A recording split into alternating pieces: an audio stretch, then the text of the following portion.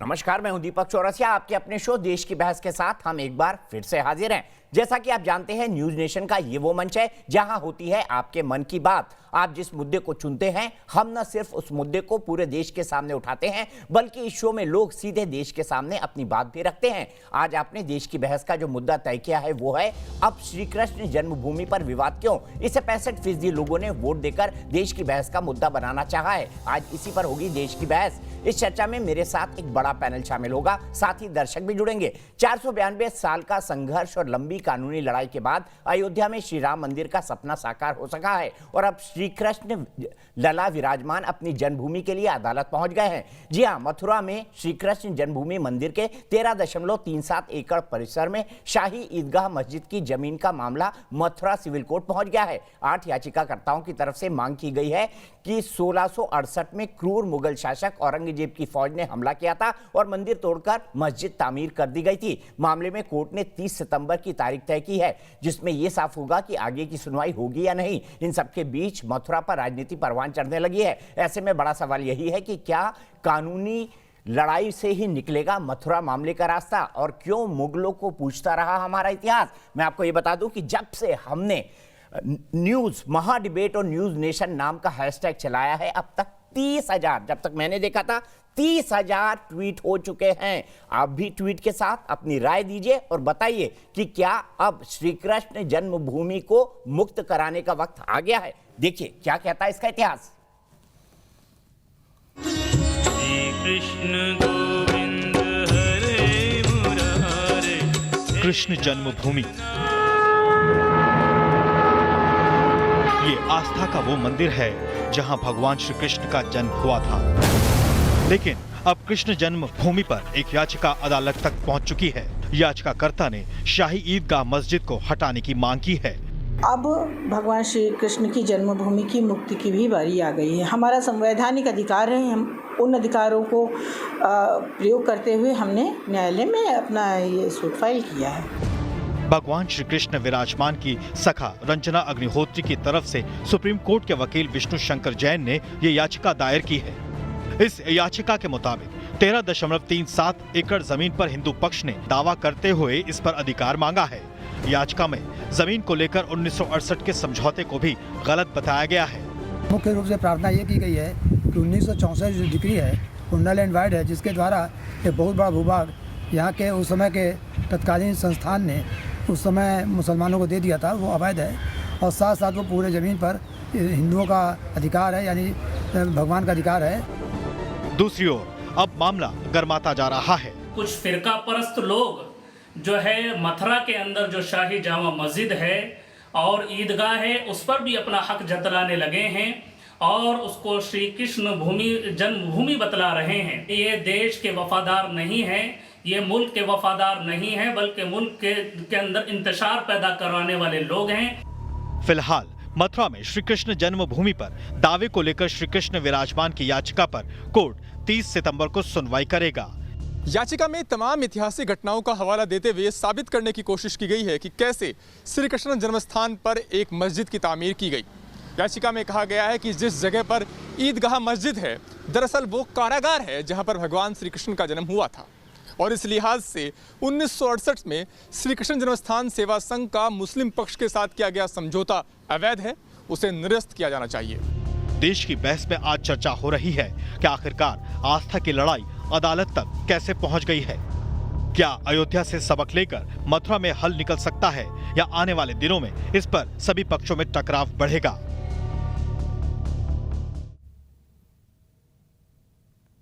मुगल काल के बाद एक तरफ पवित्र मंदिर और एक तरफ मस्जिद, दोनों इतिहास का हिस्सा बन गई थी। लेकिन क्या अब इससे मुक्त होने की जरूरत है? इसीलिए अब तक 30,000 ट्वीट हो चुके हैं महाबहस और न्यूज नेशन हैशटैग पर। आप भी करिए और बताइए आपकी क्या राय है इस मुद्दे पर। इसी से जुड़ा देश की बहस में हमारा आज का सवाल है, श्री कृष्ण जन्मभूमि को मुक्त कराने का समय आ गया है।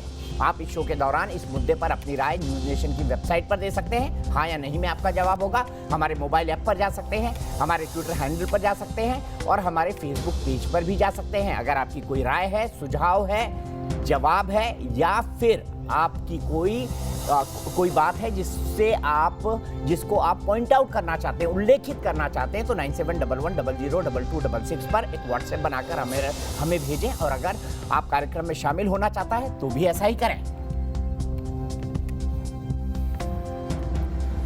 तो मेरे साथ कई सारे खास मेहमान जुड़ गए हैं इस महाबहस में शामिल होने के लिए। अवनीजेश अवस्थी प्रोफेसर हैं, दिल्ली यूनिवर्सिटी के, संघ के विचारक हैं, पॉलिटिकल एनालिस्ट हैं, महामंडलेश्वर महंत नवल किशोर दास केंद्रीय मार्गदर्शक मंडल हैं विश्व हिंदू परिषद के, वो मेरे साथ जुड़े हुए हैं। डॉक्टर सतीश प्रकाश राजनीतिक विश्लेषक हैं, प्रोफेसर हैं, वो मेरे साथ जुड़े हुए हैं। और ऑल इंडिया इमाम एसोसिएशन के अध्यक्ष मौलाना साजिद रशीदी साहब भी मेरे साथ जुड़े हुए हैं। लेकिन सबसे पहले चलूंगा मैं राकेश शर्मा के पास, लखनऊ। मेरे सम्मानित दर्शक जुड़ चुके हैं।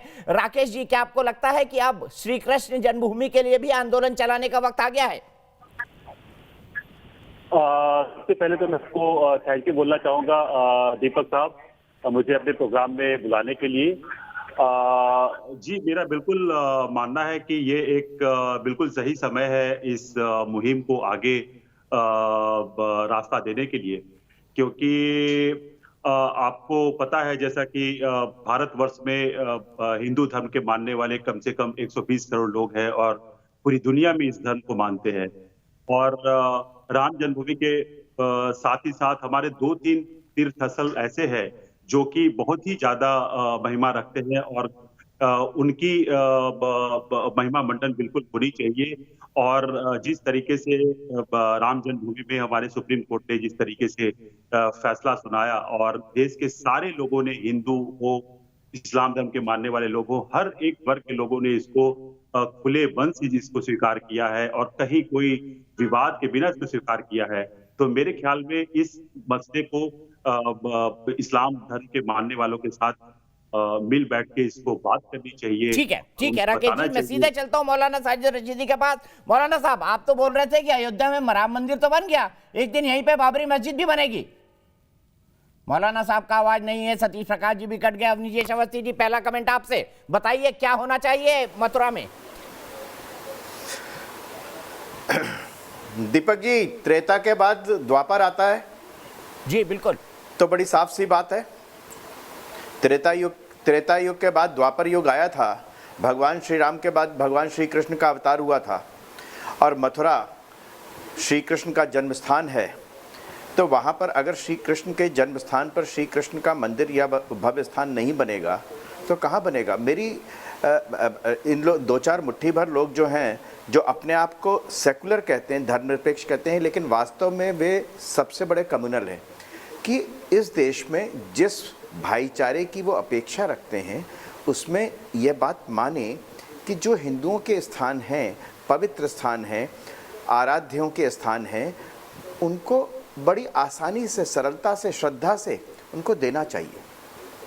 सीधे डॉक्टर सतीश प्रकाश से इसी सवाल के साथ चलता हूं। अवनीजेश जी, छोटी बात करके बहस की शुरुआत करते हैं। डॉक्टर सतीश प्रकाश, आप तो सेक्युलर हैं, आपको तो सबको समझाना चाहिए कि भाई यहाँ तो भगवान कृष्ण का जन्म हुआ था, क्यों चाहिए ईदगाह मस्जिद? औरंगजेब से क्या प्रेम, हिंदू समाज को सौंप दी जाए? नहीं, देखो इसमें औरंगजेब से प्रेम वाली बात नहीं है। तो फिर मस्जिद क्यों खड़ी अगर औरंगजेब से प्रेम नहीं है तो? जी, अगर औरंगजेब से प्रेम नहीं है तो मस्जिद क्यों खड़ी है?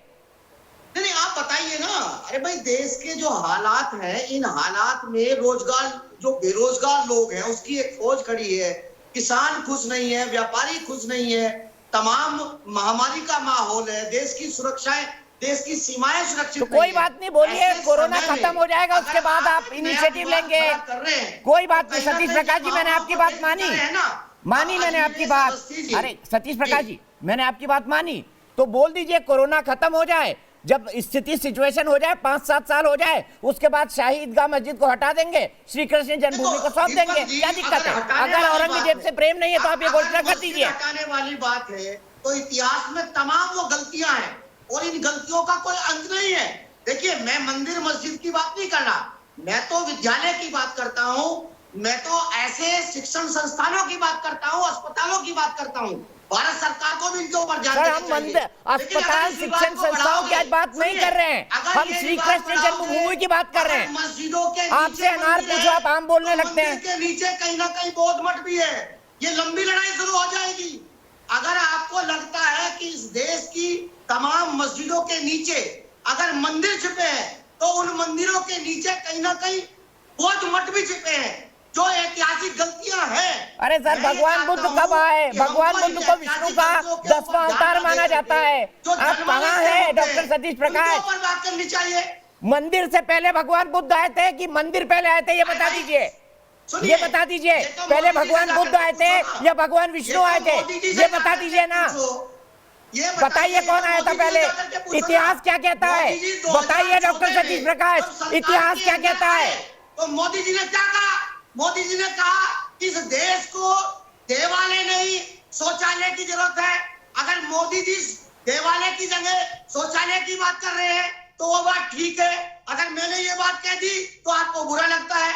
अरे आप सोचिए, तमाम देश के अंदर हाहाकार है, लोगों के पास रोटी नहीं है। तो कोई बात नहीं, 10 साल बाद दे देना ना। ये मौलाना साजिद रशीदी बैठे हैं, इनको बोलिए 10 साल बाद कोरोना खत्म हो जाए तो शाही मस्जिद दे देना हिंदू समाज को। हिंदू समाज को शाही मस्जिद दे देना बोल दीजिए। कोरोना खत्म हो जाए, सबके हाथ में रोजगार आ जाए तो शाही मस्जिद हिंदू समाज को दे दीजिएगा, बोल दीजिए डॉक्टर सतीश प्रकाश। अगर मैं ये बात कह दूं, अब तो सुनिए, जिस दिन से राम मंदिर का डिसीजन आया है, कहीं ना कहीं भगवान भी खुश नहीं है। राम मंदिर के डिसीजन आने के बाद अरे आप जैसा आदमी दलित चिंतक कहाँ भगवान को कोट करने लग गया भाई? हम झेल रहे हैं। दलित चिंतक तो इस्लाम के साथ खड़े हैं, दलित चिंतक तो इस्लाम के साथ खड़े हैं, आप कहाँ भगवान को कोट करने लग गए? ना छात्र ना बहु बेटी। अरे आप कहाँ भगवान की बात करने लग गए सतीश प्रकाश जी? आज सूरज किधर से निकला था? इस देश की आज सूरज किधर से निकला था? सतीश प्रकाश जी का सूरज किधर से निकला था? विकास की बात करो। अब योगी जी, अब मोदी जी कहाँ है? अब उनका विकास कहाँ है? आप बताइए ना। आज जिन लोगों से, जिन किसानों से उन्होंने ये कहा था कि मैं आपकी आमदनी, यही तो बात है, आपसे राम की बात करो, आप रावण की बात करेंगे। ठीक है डॉक्टर सतीश प्रकाश जी, तर्क के लिए मैं मौलाना साजिद रशीदी के पास चलता हूँ। वो कह रहे हैं बेरोजगारी है, मैंने माना बेरोजगारी है। वो कह रहे हैं कोरोना चल रहा है, कोई बात नहीं, कोरोना खत्म हो जाए उसके बाद शाही मस्जिद सौंप देना, क्योंकि औरंगजेब से मौलाना साजिद रशीदी को कोई प्रेम है ही नहीं। सौंप दीजिए। औरंगजेब की निशानी क्यों रखना चाहते हैं आप? दे देंगे, क्या दिक्कत है? बताइए मौलाना साहब। देखिए दीपक चौरसिया जी, आप इतने बड़े पत्रकार हैं, मेरी समझ में नहीं आता कि आप कैसी इस तरह की डिबेट लेकर बैठ जाते हैं। मुझे बताइए, कौन अक्लमंद आदमी ऐसा होगा कि दो भाइयों में अगर झगड़ा है और कोई आदमी तीसरा उनके घर तोड़ने के लिए आ जाए तो वो दोनों भाई क्या लड़ते रहेंगे? अपना घर नहीं बचाएंगे? तो मत लगा लिए ना, समझौता कर लीजिए। बैठा हुआ है? इतिहास क्या कहता है? अयोध्या तो हमारे सर पर बैठा हुआ है। इसका तो इतिहास है ना कि 1618 में औरंगजेब ने तोड़ा, पता है ना सबको? सबको पता है ना? ओरछा के महाराज ने बनवाया था मंदिर। ये बोलने की बीमारी छोड़ोगे नहीं आप? नहीं, ये बीच में बोलने की बीमारी छोड़ोगे नहीं आप? सर मेरी तो बीमारी है, क्या करूं, पत्रकार हूं, बीच में बोलना मेरी आदत है। अगर आप काम की बात करोगे तो मैं आपको नहीं टोकूंगा। नहीं, ये बीमारी छोड़, ये बीमारी है। अरे भाई साहब, ये पत्रकारिता नहीं है, बीमारी है मेरे भाई। अच्छा ठीक है, बीमारी सही। मेरे सवाल का जवाब दे दीजिए। आप एक और सवाल का जवाब दे दीजिए। क्या मौलाना साजिद रशीदी देना चाहते? मौलाना साजिद रशीदी के रिश्तेदार तो नहीं थे औरंगजेब, तो शाही मस्जिद से प्रेम क्यों है? बताइए बड़े भाई, मैं जवाब तो दे दूं। हाँ दीजिए। मैं जवाब तो दे दूं। देखिए, औरंगजेब ना तो मेरे रिश्तेदार हैं, ना नरेंद्र मोदी जी आपके रिश्तेदार हैं। आप मुझे बताइए, अगर आप औरंगजेब को आक्रांता बताते हैं, उस वक्त तो देश सोने की चिड़िया थी। नागरिक की जो रिश्तेदारी होती है वो मेरी उनके साथ है। सोने की चिड़िया। फिर बीमारी जागी आपकी, फिर आपकी बीमारी जागी। अगर आप इसको बीमारी कहते हैं तो मुझे अच्छा लगेगा मौलाना साजिद रशीदी कि मैं सारी जिंदगी बीमार हूं। अरे आप अगर बोलने नहीं देना चाहते तो आप बिठाते क्यों मेरे भाई? अरे मेरे भाई बोलिए ना। आप बोलने नहीं देना चाहते तो बिठाते क्यों? राम की जगह रावण बोलने लगते हैं तुरंत। बड़े भाई बोलने तो दीजिए। बोलिए बोलिए बोलिए। फिर बीमारी जाग जाती है आपकी, क्या करूं? बोलिए बोलिए। मैं तो मजबूर हूं। सुन लीजिए, अगर औरंगजेब आक्रांता थे, औरंगजेब ने 800 साल मुसलमानों ने हुकूमत की है, उस वक्त ये हिंदुस्तान सोने की चिड़िया था। आज तो हुकूमत आपकी है, नरेंद्र मोदी जी आपके रिश्तेदार हैं। जीडीपी कहां चली गई? बेरोजगारी किस स्तर पर है? मौलाना को जीडीपी लोग भूखे क्यों मर रहे हैं? किसान सड़कों पर क्यों हैं? चीन जो है, चीन गलवान घाटी में क्यों बैठा हुआ है? सर औरंगजेब ने मस्जिद क्यों बनवाई है बताइए, और उसको तोड़ने में आपके पेट में दर्द क्यों हो रहा है? बात कर लीजिए ना भाई साहब। अरे बीमार भाई साहब बात कर लीजिए ना। अरे बीमार भाई साहब बात कर लीजिए ना। आप इकोनॉमिस्ट हैं। बीमार भाई साहब बात कर लीजिए ना। मौलाना की बीमार भाई साहब बात कर लीजिए। दीपक, बीमार भाई साहब बात तो कर लीजिए। रशीदी अरे साहब, बीमार भाई साहब बात तो कर लीजिए। ये सारी चीन पर तो बात कर लीजिए। चीन कहाँ बैठा हुआ है? क्योंकि 56 इंच का सीना कहाँ चला गया आपका? आप एक बार नहीं बोल सकते। आपकी जबान गूंगी हो जाएगी। आपके हाथ से कलम ले लिया जाएगा, आपके हाथ से टीवी छुड़ा लिया जाएगा, आप एंकर नहीं रहोगे, आपको भगा दिया जाएगा पत्रकारिता से। आप नहीं बोल सकते सरकार के खिलाफ। अब रो रहे हैं कि हम नहीं जाएंगे बॉर्डर पे भारत से लड़ने। अरे चीन के मारने से क्या फायदा? गलवान घाटी में तो बैठा है। 38,000 किलोमीटर दे दी। अरे बेशर्मो, गलवान घाटी में तो बैठा है वो। अरे 38,000 किलोमीटर। अरे बेशर्मो, वो गलवान घाटी में तो बैठा है। उनके 50 मारो, साल पहले दे दिया, उनके 100 मारो, पहले। लेकिन गलवान घाटी से तो भगाओ बेशर्मो। साहब सर, जिसको अगर मौलाना साजिद रशीदी आपकी अकल से कोई दुश्मनी नहीं है। वापस लेंगे। मौलाना साजिद रशीदी आपकी अकल से कोई दुश्मनी नहीं है। हम चीन पर बहस नहीं कर रहे हैं। हम चीन पर बहस नहीं कर रहे हैं। माफ कीजिएगा रंजना अग्निहोत्री जी, लोग आप पर ये सवाल उठा रहे हैं कि आप दो भाइयों का झगड़ा बढ़ा रही है। बेशर्मो अब भी बोलते हो। सारी दुनिया में तुम्हारी जन्मभूमि भी लेंगे और अक्साई चीन भी लेंगे तुम्हारे ऊपर। मौलाना साहब, चीन पर बहस नहीं हो रही है, और मौलाना साहब चीन पे बहस होगी उसके एक्सपर्ट आप नहीं होंगे। रंजना अग्निहोत्री जी जवाब दीजिए। दो भाइयों का झगड़ा करा रही हैं, ये आरोप लग रहा है आप पे। इसको भी शर्म नहीं आती? इस बीमार पत्रकार को भी शर्म नहीं हम आती? समझ नहीं पाए। मैं कह रहा हूँ कि मौलाना साजिद रशीदी जैसे लोग आरोप लगा रहे हैं कि दो भाइयों में झगड़ा है, उसको आप बढ़ा रही है कोर्ट केस करके। पत्रकार भी नहीं बोलता, ये बीमार पत्रकार। मौलाना रशीदी को याद दिला दीजिए सीएए में क्या कर रहे थे। रास्ते बंद थे, पूरी दिल्ली को तबाह कर दिया था। मौलाना रशीद का खून खून है और हमारा खून पानी है। जब हम दिखाइए मौलाना साहब को। अपनी राष्ट्रीय सुरक्षा की, अपनी सांस्कृतिक धरोहर की बात करते हैं तो मौलाना रशीदी को क्यों परेशानी होती है? हमने विधि निषेध कार्य नहीं किया है, हमने विधि सम्मत संवैधानिक अधिकार का प्रयोग करते हुए माननीय न्यायालय का अरे लोगों को रोजगार दे दो। क्योंकि तो आपने सीए में क्यों बेरोजगार कर दिया था? आपने क्यों दुकानें बंद करवा दी थी शाहीन बाग में? बताइए ना मौलाना, मौलाना क्यों दुकानें बंद करवा दी थी शाहीन बाग में? बेशर्मो, चीन को भगा दो हिंदुस्तान से। बेशर्मो, बेरोजगारी खत्म कर दो। बेशर्मो, लोगों को नौकरियां दे दो। बेशर्मो, किसानों को उनका हक दे दो। अरे बेशर्मो, किस मुंह से अरे मैं अगर आपको बेशर्म बोलूं मौलाना साहब, कैसा लगेगा कि मौलाना साजिद रशीदी निहायत ही बेशर्म आदमी है? कैसा लगेगा आपको? किसानों को उनका हक दे दो। राष्ट्रद्रोही लोग हैं। बेशर्मो, चीन को गलवान घाटी से भगा दो। अरे बेशर्मो, ऐसे लोगों को बिठा दो। अगर आप मंदिर मस्जिद पर नहीं बोलेंगे, आप चीन के एक्सपर्ट नहीं है। मौलाना साजिद रशीदी में ऑडियो बंद कर दूंगा। महंत नवल किशोर दास जी आप आइए। ये क्या है? बेशर्मो फिर भी बोलते हो। क्या बिठाते हो दीपक जी? बेशर्मो फिर भी बोलते हो। नहीं दीपक जी, ये शब्द सुनिए पहले। ऐसे लोगों को आप बिठाते हो जिनको यही सभ्यता नहीं कि हम क्या शब्दों का प्रयोग कर रहे हैं। अभिव्यक्ति की आजादी है सर, बोलने दीजिए। ये देश के सामने खुद एक्सपोज होते हैं, मुझे कुछ करने की जरूरत नहीं। मान साहब आप बोलिए। हमें कोर्ट में जाने का अधिकार नहीं है। तुम्हें अधिकार जवाब देना तो कोर्ट में जवाब दो, साथ से ले जाकर के कोर्ट में जवाब दो ना। क्या है भाषा? भाषा देखो। अरे चीन को तो हमारी सेना जवाब दे लेगी, घर में जाके मारेगी उनको, चिंता मत करो।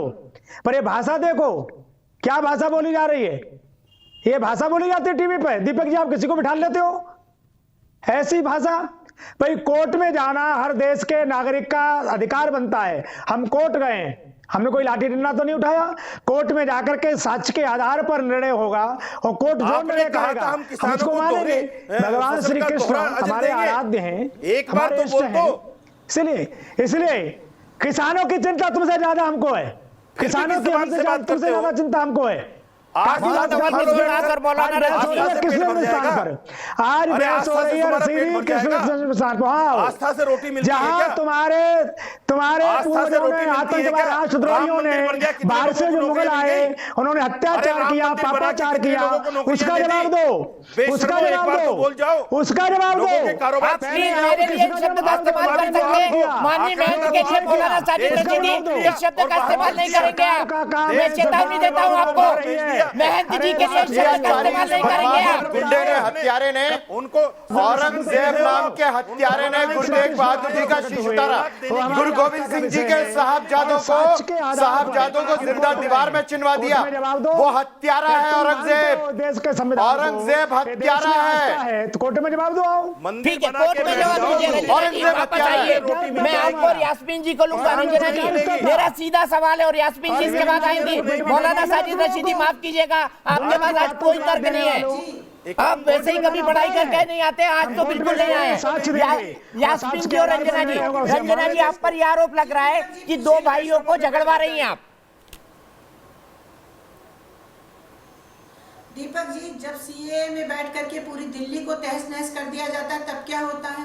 हम किसी भाई को नहीं गड़बड़वा रहे हैं, हम अपने राष्ट्र की, राष्ट्रीय अस्मिता की, राष्ट्रीय धरोहर की, सांस्कृतिक की रक्षा करने के लिए और भगवान कृष्ण धर्म स्थापन के लिए। मौलाना जी, बहन जी, दोनों शांत हो जाइए, सिर्फ रंजना जी का ऑडियो जा रहा है। अपने जो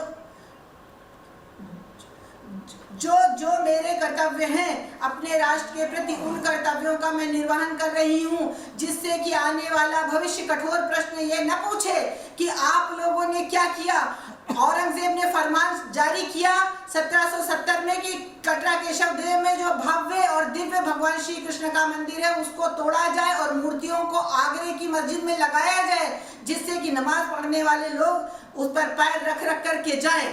ये सारी बातें सामने आई है। जिस देश की राष्ट्रीय चेतना सो जाती है, जिस व्यक्ति की राष्ट्रीय चेतना सो जाती है, वो व्यक्ति समाप्त हो जाता है। और मेरी राष्ट्रीय चेतना सोई नहीं है। 25 वर्ष मैंने राम जन्मभूमि का कार्य किया है। वो कार्य जब पूर्ण हो गया तब ये बीड़ा उठाया गया है कि इस कार्य को भी हम लोगों को अंजाम तक देना है, परंतु विधि सम्मत न्यायालय के माध्यम से हमने ठोस सबूत, साक्ष्य, प्रमाण और रिसर्च वर्क करने के बाद ये दावा दाखिल किया है। अदालत में परसों लगा है हेयरिंग के लिए। और जो लोग आरोप प्रत्यारोप लगा रहे हैं उनको इस बात की शर्म आनी चाहिए। कुतुबुल इस्लाम मस्जिद चले जाएं, यहाँ पर दिल्ली में जाकर के देखें, वहां पर लिखा है कि ये मस्जिद 27 जैन मंदिरों और हिंदू मंदिरों को तोड़ करके बनाई गई। सीढ़ियों पर चढ़ते हैं तो मूर्तियां बनी हैं, चारों तरफ मूर्तियां बनी, सीढ़ियों पर पैर रख रख के, मूर्तियों पर पैर रख रख के चढ़ते हैं। कोई भी सनातन धर्मावलंबी ऐसा नहीं होगा कि जो जाकर के वहां देखे और उसकी आंख में आंसू ना आ जाए, उसका खून न खौल उठे कि इन आक्रांताओं ने क्या किया। इन आक्रांताओं ने सिर्फ और सिर्फ को जानती है सनातन धर्म क्या होता है? अरे आप इस्लाम को जानते हैं मौलाना जी? चुप रहिए थोड़ी देर। यास्मीन फारूकी जी, जवाब दीजिए रंजना जी की बात का। सनातन धर्म को जानती है, पूछ लीजिए इनसे। ये तो अभी कह रही थी कि मैं हिंदू हूँ। आप इस्लाम को कितना जानती है बताइए? मौलाना साहब, इस्लाम पर आपका हो जाएगा, कौन बनेगा करोड़पति थोड़ी देर में? कौन बनेगा करोड़पति? आपका इस्लाम पर हो जाएगा। यास्मीन फारूकी जी, जवाब दीजिए रंजना जी की बात का।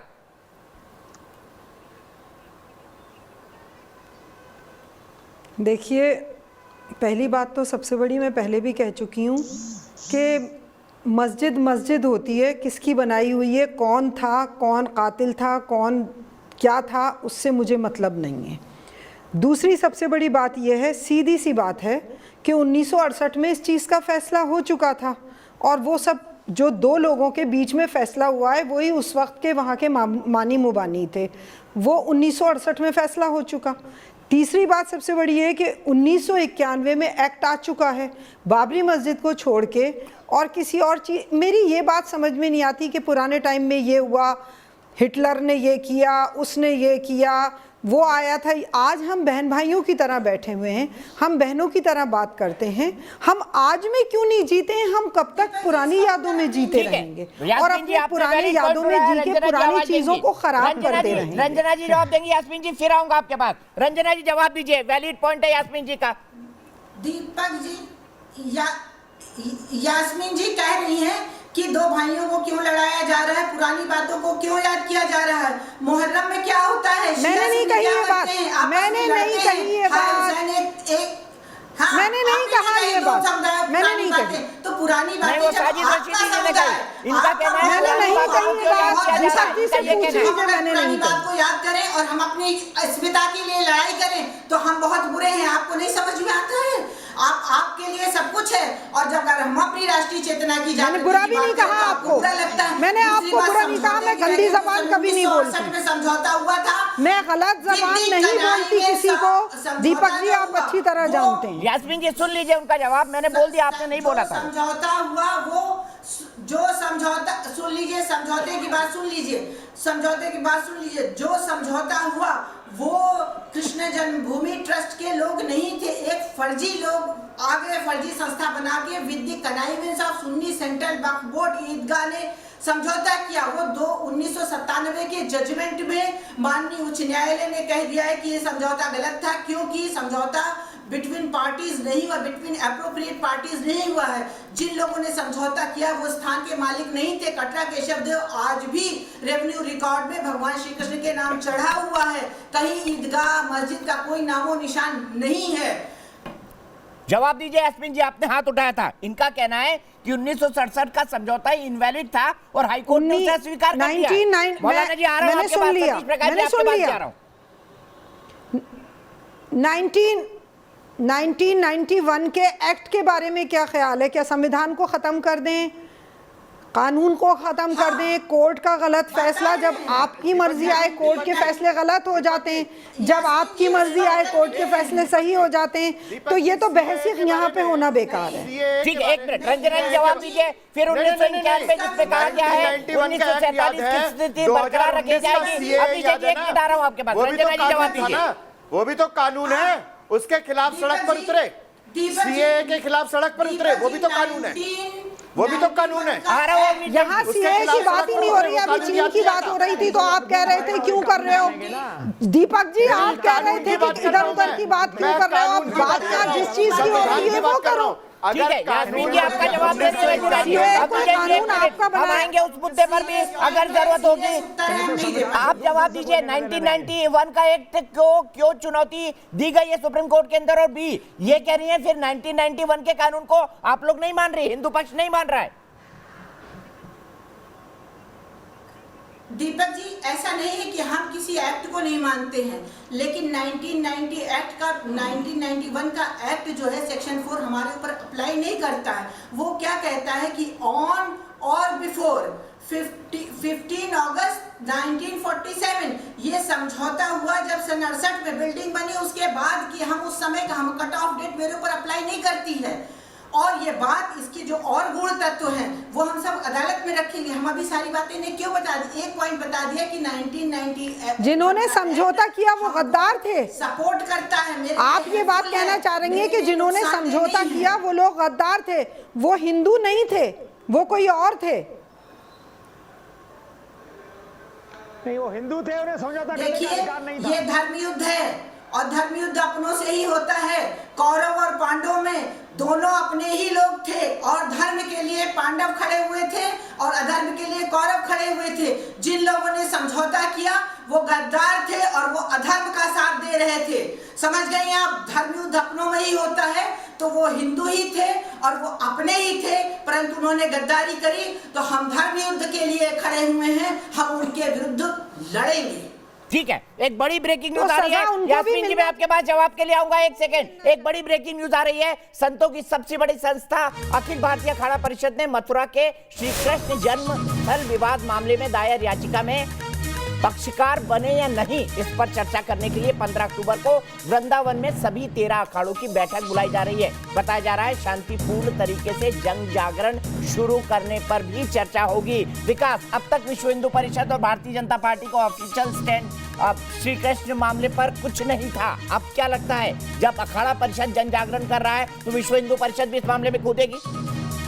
इस मामले में विश्व हिंदू परिषद से, बीजेपी से और संघ के तमाम लोगों से मेरी बात हुई कि आखिर क्या वो लोग खुलकर सामने आएंगे।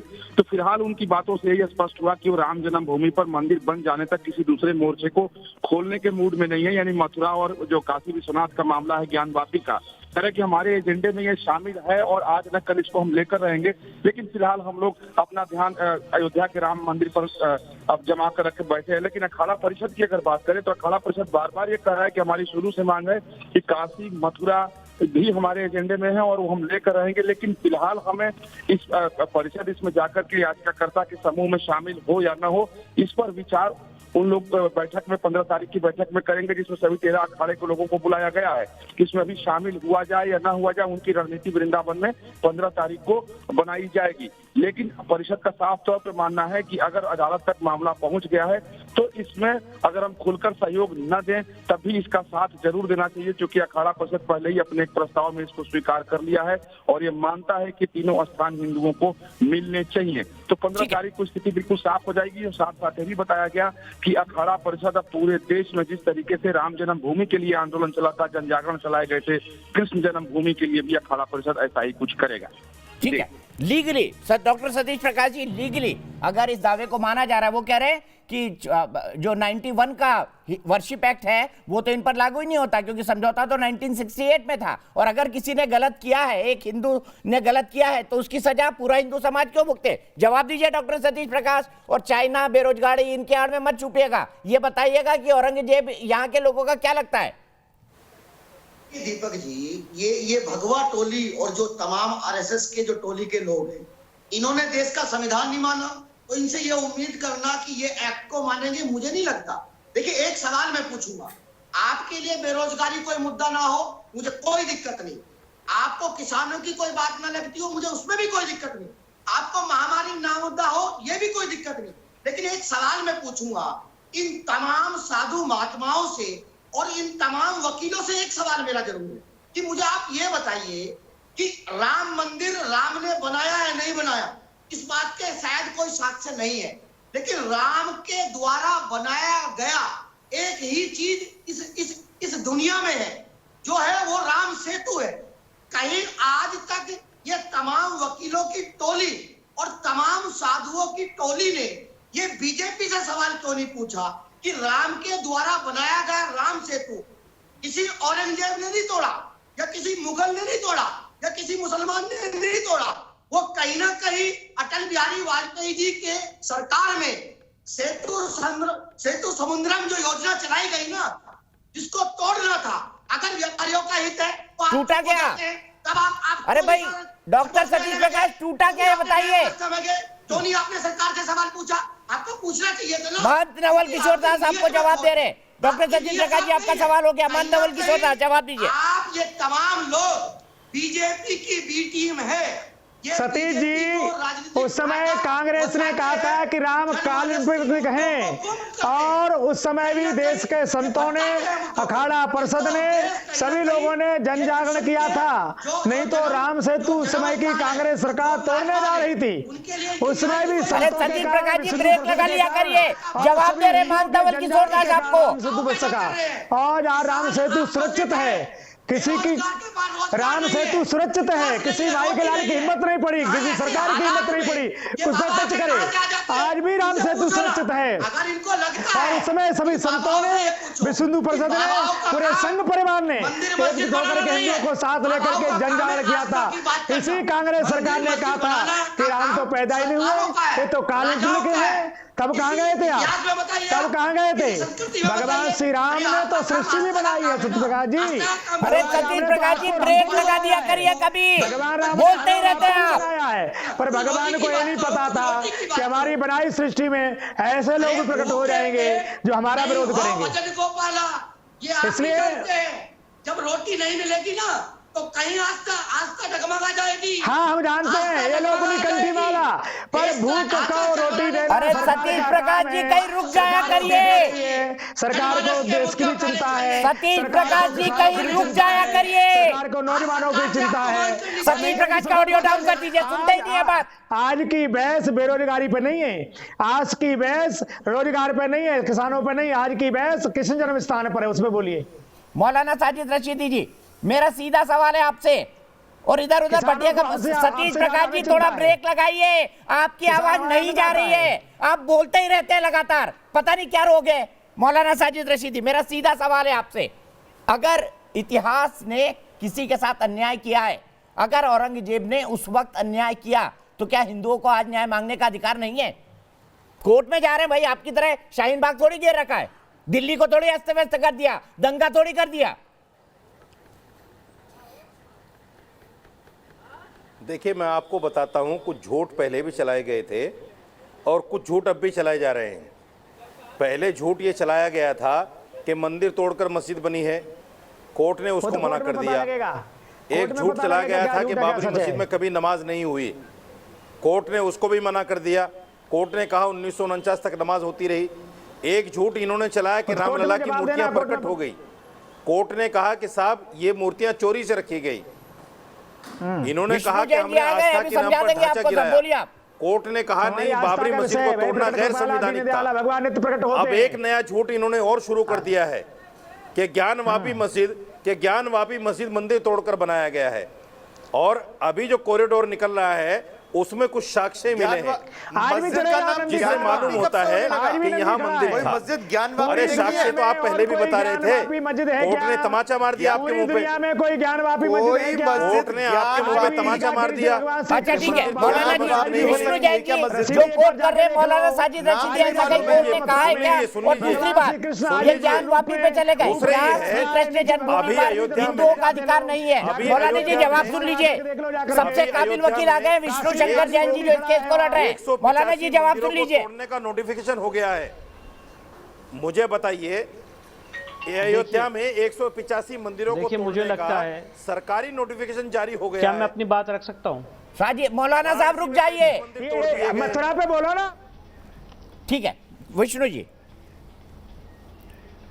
मौलाना जी को दिखा दीजिए, ऑडियो मत दीजिएगा। साहब यहाँ पे देखिए, यहाँ पे जो मौलाना साहब बोल रहे हैं कि कोर्ट ने वकीलों के मुंह पे तमाचा मारा और पक्षकारों के मुंह पे तमाचा मारा, तो पहली बात तो मैं उनको ये बताना चाहता हूँ, सुप्रीम कोर्ट में जो भी मुकदमे होते हैं या किसी भी अदालत में कोई मुकदमे होते हैं, कोई कोर्ट किसी आर्गुमेंट पे तमाचा नहीं मारती है। हम अपना पक्ष रखते हैं, कोर्ट उस पर अपनी फाइंडिंग देती है। जहाँ तक मौलाना साजिद रशीदी की बात है, इन्होंने सुप्रीम कोर्ट को जितना भी कोर्ट किया है मेरे हिसाब से टोटली गलत है, और ये अपने भड़काऊ बयानों के लिए पहले भी जाने जाते हैं। अब सबसे इंपॉर्टेंट बात करते हैं, इन्होंने कहा कि ऐसी कोई एविडेंस नहीं है। अब मैं इनको पढ़ के सुना देता हूँ, हाथ कंगन को आरसी क्या। सबसे पहले ये औरंगजेब का जो फरमान है जो उन्होंने 1670 में जारी किया था, मैं वो आपके सामने नहीं चल रही है। मौलाना साहब सुन लीजिए भाई, मौलाना साहब मत करिए ना ऐसा, क्यों बीच में कूद रहे हैं? सुप्रीम कोर्ट में कितने केस हैं आपके पास? साहब कोई आपको पूछ नहीं रहा है। अरे मौलाना साहब मेरे पास एक भी केस नहीं है, मैं भिखारी वकील हूँ। कितने केस? अरे मैं भिखारी वकील हूँ, मैं भिखारी वकील हूँ, मेरे पास कुछ भी नहीं है, मेरे पास कुछ भी नहीं है, मेरे पास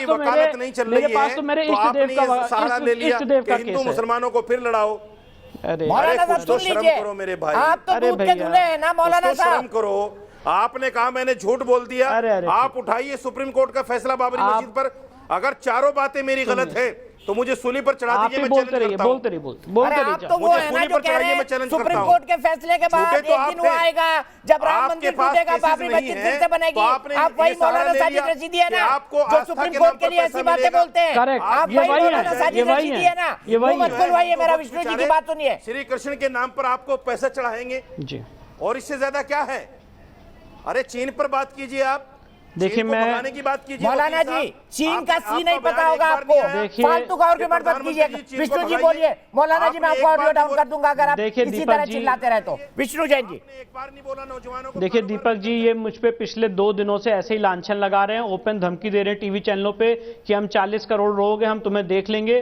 तो ये जो देखना देखते रहे, मुझे मेरे इष्ट देव ने प्रेरणा दी है। सुप्रीम कोर्ट में एक भी केस नहीं है आपके पास। अरे ये तो दीपक जी कोई बात ही नहीं हुई, ये मुझे रशीदी ऑडियो डाउन रखिए प्लीज।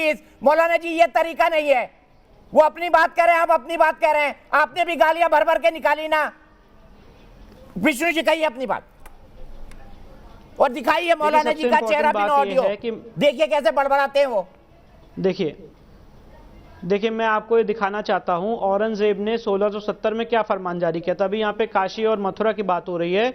औरंगजेब ने ये कहा, during this month of Ramzan 1110 the emperor, the reviver of the faith of the prophet, issued orders for demolition of dehra of Keshav Rai in Mathura. मतलब केशव कटरा केशव देव को डिमोलिश करने का आदेश बादशाह औरंगजेब ने दिया। In short the time of destruction of this strong foundation was accomplished, और बहुत ही कम समय में इस भव्य मंदिर को तोड़ डाला गया। और आगे सुनिए दीपक जी, बहुत इंपॉर्टेंट बात, the idols large and small of the temple, जो बड़ी और छोटी मूर्तियां थी इस मंदिर की, were brought to Agra and buried under the steps of mosque और बेगम शाही मस्जिद की सीढ़ियों के नीचे इस मूर्तियों को रख दिया गया in order to be continuously trodden upon, कि उसको बराबर कुचला जा सके। अब मैं एक सवाल पूछना चाहता हूं, मैं एक बहुत ही घटिया वकील हूं, मैं बहुत गिरा हुआ वकील हूं, मेरे पास एक भी केस नहीं है, इस बात से कोई मतलब नहीं है। आप बिलो दी बेल्ट हिट करते रहिए मेरे कैरेक्टर पे, मेरी आस्था पे जितने लांछन लगाते रहिए, पर मैं ये हिस्ट्री की कौन सी किताब ये मैं बता रहा हूं ना, एनेक्डोट्स, ये हिस्ट्री की कौन सी किताब पढ़ रहे हैं? सुनेंगे तभी तो बताऊंगा। अरे आप जो है व्हाट्सएप एकेडमी में जा रहे हैं, व्हाट्सएप एकेडमी की बातें पढ़ रहे हैं, सारी बातें आप देखिए, आप व्हाट्सएप एकेडमी की सारी बातें पढ़ रहे हैं, हिस्ट्री की कौन सी किताब में लिखा है? अरे तो सुनेंगे तभी तो कोई किताब में नहीं लिखा है। मैं बताता हूँ आपको हिस्ट्री क्या होती है। पढ़ाई लिखाई की बात मत करा करिए, मैं बताता हूँ हिस्ट्री क्या है। मंदिर तोड़ के मस्जिद बनाओ। अरे मैं बताता हूँ हिस्ट्री क्या है। मतीदास चौक है। अरे भाई बीमार पत्रकार मैं बता देता हूँ, यही तो छोटे साहबजादों का भाई बीमार पत्रकार मैं बता देता हूँ। अभी तक यही करते रहे। सुनिए हिस्ट्री क्या है मैं बताता हूँ। मेरे दर्शक कमलेश चंद्र त्रिपाठी वाराणसी से जुड़ गए। विष्णु भाई तुरंत आ रहा हूँ आपके पास। कमलेश चंद्र त्रिपाठी क्या बोलेंगे इस इशू पे? क्या कृष्ण जन्मभूमि का मुद्दा भी उठना चाहिए और क्या ये सही समय है?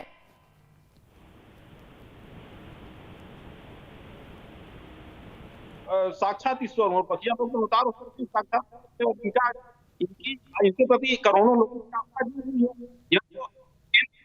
जमीन को अधिग्रहण करना चाहिए, लोगों को देना चाहिए, क्यों नहीं मिलना चाहिए?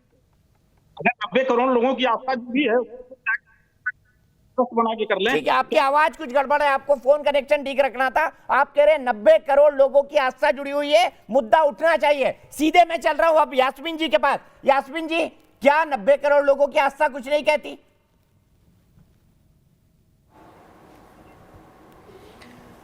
दीपक जी, मेरे तो अब ये बात समझ में आई है कि जो इक़्तिदार में है वो तोड़ो और अपना काम निकालो। आप वो इक़्तिदार में हैं, उन्होंने अपने काम कर दिया, आप इक़्तिदार में आ रहे हैं, वही चीज़ आप कर रहे हैं, तो फिर उनमें और आप में फ़र्क क्या रह गया?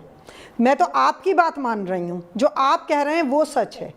मैं अपनी कोई बात ही नहीं रख रही, ना मैं हिस्ट्री की बात कर रही, क्योंकि बहुत सारी चीज़ें बहस में और चिल्लाने से कोई फ़ायदा नहीं होता है। मैं सिर्फ आपसे एक बात कहना चाहती हूँ कि इसका तो यही मतलब है कि जो सरकार है वो जो चाहे वो मतलब चीज़ों को तोड़ो और फिर जो दूसरा आए वो उन चीज़ों को तोड़े। देखिए ये एक फैक्ट है, बिल्कुल उसको आप बिल्कुल नकार नहीं सकते कि जितने भी मंदिर बने हैं वो बौद्ध मठों पे बने हुए हैं।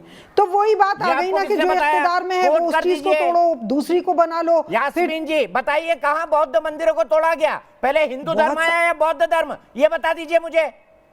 पहले हिंदू धर्म आया या बौद्ध धर्म? और ये बता दीजिए बौद्ध धर्म किस साल में आया? मैंने आपसे क्या, मेरी बात सुन लीजिए, मेरी बात सुनिए। मैंने आपसे फिर कहा चौरसिया जी कि आप एक तो सबसे बढ़ के मैं आपसे एक बहुत रिक्वेस्ट करके बात कहना चाह रही हूँ, बुरा मत मानिएगा।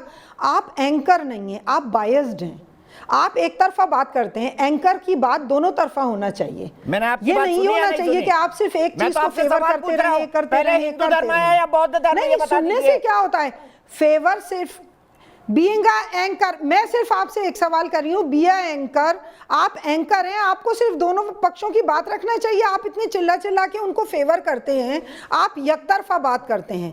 आपको यकतरफा बात करने का हक है। सच बोल दो, किसी पत्रकार को यकतरफा बात करना चाहिए। जिंदाबाद, अगर मैंने वहां मार खा ली ये तो सत्य के साथ हो गया।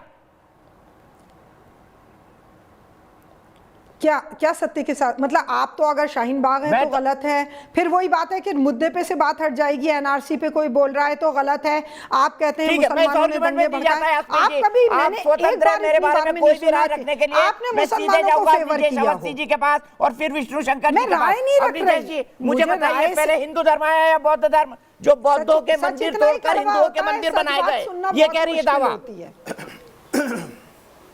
दीपक जी, आपने गलत बात ये कोट की है। मैंने कहा जो इक़्तिदार में होता है, अगर हिंदू मुसलमान का मुद्दा होता हमेशा गलत बात तो रसखान, आप गलत बात रसखान, अरे अच्छा यास्मीन जी सुन लीजिए, यास्मीन जी सुन लीजिए। रसखान नाम के एक मुसलमान कवि हुए हैं, वो लिखते हैं मानुस हो तो वही रसखान, बसे ब्रज गोकुल गांव के ग्वारन।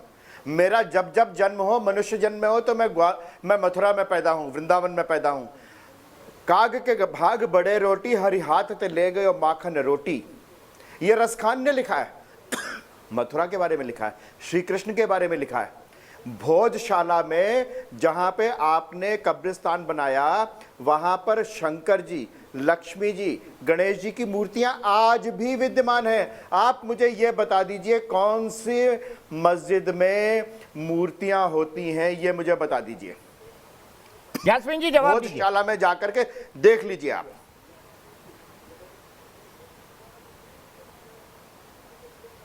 यास्मीन जी की आवाज,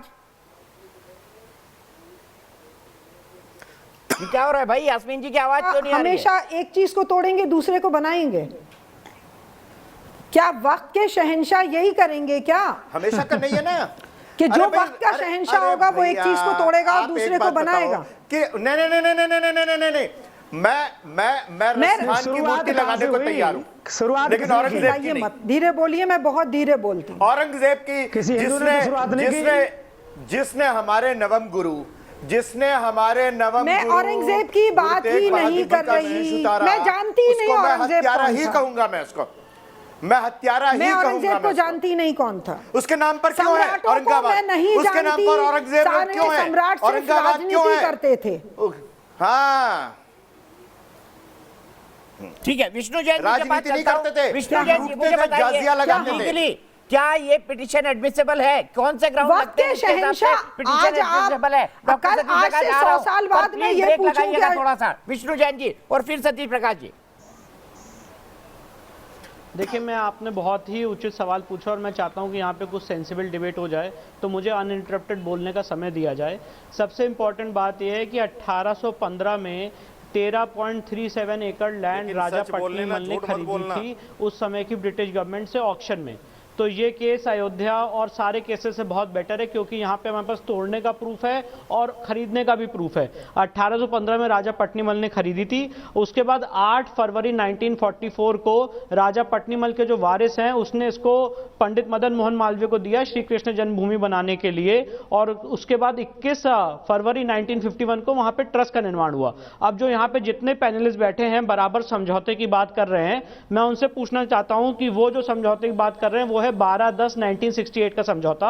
और मैं आपसे दीपक जी हाथ जोड़ के निवेदन करता हूं, इन सबसे सवाल पूछिए कि भैया ये जो संपत्ति थी ये ट्रस्ट की थी, अगर श्री कृष्ण जन्मस्थान सेवा संघ ने अगर उस पर समझौते में दस्तखत कर दिया तो वो बाकी सब पे कैसे बाइंडिंग है? ये तो वही बात हुई कि मैं यहाँ पे बैठ के एक फर्जी सोसाइटी बना लूं और आगरा के ताजमहल को किसी को बेच दूं, जैसे बंटी बबली मूवी में दिखाया गया था।